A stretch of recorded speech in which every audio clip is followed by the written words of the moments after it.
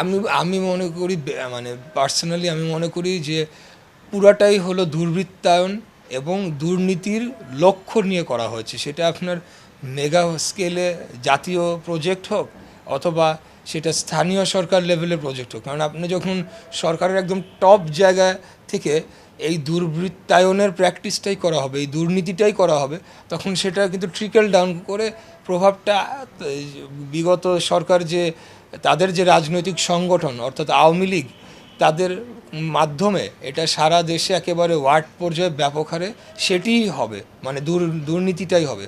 তো সেখানে আমরা এখন দেখতে পাচ্ছি যে সাবেক ফ্যাসিস্ট স্বৈরাচারী প্রধানমন্ত্রী শেখ হাসিনা এবং তার পরিবার, তাদের বিরুদ্ধে এখন আজকে একটু আগে দেখলাম যে ৮০,০০০ কোটি টাকার দুর্নীতি হয়েছে শুধু একটা পরিবারের, সেটা অভিযোগ। তার মানে আনঅফিসিয়ালি আরও অনেক বেশি হয়েছে এবং কত লক্ষ হাজার কোটি টাকা পাচার হয়েছে সেটাও কিন্তু আমাদের ভুলে গেলে চলবে না, যে এখানে ২৭,০০,০০০ কোটি টাকা ১৬ বছরে মানে সেটা পাচার করে দেওয়া হচ্ছে। আমাদের কয়টা বাজেট হতো সেটা দিয়ে?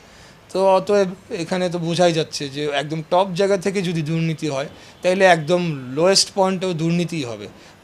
একদম টপ মাথা যদি ঠিক থাকে তাহলে একদম লোয়েস্ট পয়েন্টে দুর্নীতি তো থাকবেই। সারা দেশে কোথায় নাই দুর্নীতি, কিন্তু সেটা একটা সহনীয় পর্যায়ে এবং সেটারকে ডেটারেন্ট অর্থাৎ দুর্নীতিকে রোধ করার জন্য অনেকগুলো ব্যবস্থা থাকে, সিস্টেম থাকে, আইন এবং বিচার ব্যবস্থা থাকে, কিন্তু বাংলাদেশে আসলে কোনোটিই ছিল না। না, আমি যেহেতু বিগত সময়ে নির্বাচন করেছি এবং আপনারা দেখেছেন যে ২০২০ সালের ১লা ফেব্রুয়ারিতে যে নির্বাচনের নামে প্রহসনটি অনুষ্ঠিত হয়েছিল, সেদিন আপনারা সহ সমস্ত মিডিয়াকে আমি নিজে ঘুরে দেখিয়েছি যে নির্বাচনের নামে কি হচ্ছে। মানে সকাল ১০টা থেকে ৯টা ১০টা, কিছু কিছু কেন্দ্রে হয়তোবা সর্বোচ্চ ১১টা পর্যন্ত তারা ভোট দান করতে পেরেছে জনগণ, ওখানকার স্থানীয় জনগণ, ভোটাররা। পরবর্তীতে সব কেন্দ্র বন্ধ করে দেওয়া হয় এবং কীভাবে কারচুপি করে এটা আপনারা দেখেছেন। তো অবশ্যই আমি যেহেতু মেয়র নির্বাচন, সেই সময় আমার সাথে অন্যায় করা হয়েছে, আমার সাথে অবিচার করা হয়েছে, আমি খুব সরল মনে এবং ফেয়ারভাবে মানুষ ভোট দেখ সেটিই চেয়েছিলাম।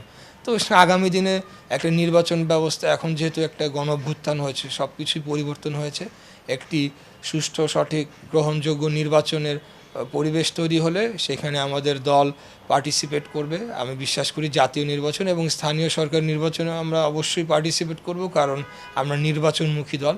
এবং দলের পক্ষ থেকে আমি যেমন অতীতে ২০২০ সালে আমি প্রার্থী হওয়ার ৬ মাস আগে আমাদের দলের ভারপ্রাপ্ত চেয়ারম্যান তিনি আমাকে সেটি বলেছেন এবং সেটির জন্য প্রস্তুত করেছেন, এবং এখনও প্রতিনিয়ত আমাকে ঢাকা উন্নয়নে এবং নগরের উন্নয়ন এবং সিটি কর্পোরেশনের কার্যক্রমে আমাদের নেতা, আমাদের দলের ভারপ্রাপ্ত চেয়ারম্যান জনাব তারেক রহমান, উনি প্রতিনিয়ত আমার সাথে আমাদেরকে ডাকেন এবং আমার সাথে মিটিং করেন এবং সেই লক্ষ্যে কাজ করার জন্য দিক নির্দেশনা দিয়ে যাচ্ছেন। এবং আমি আগামীতে আপনার সিটি কর্পোরেশন নির্বাচনে অবশ্যই আমি অংশগ্রহণ করতে চাই, যদি মানে সব কিছু ঠিকঠাক থাকে ইনশাআল্লাহ।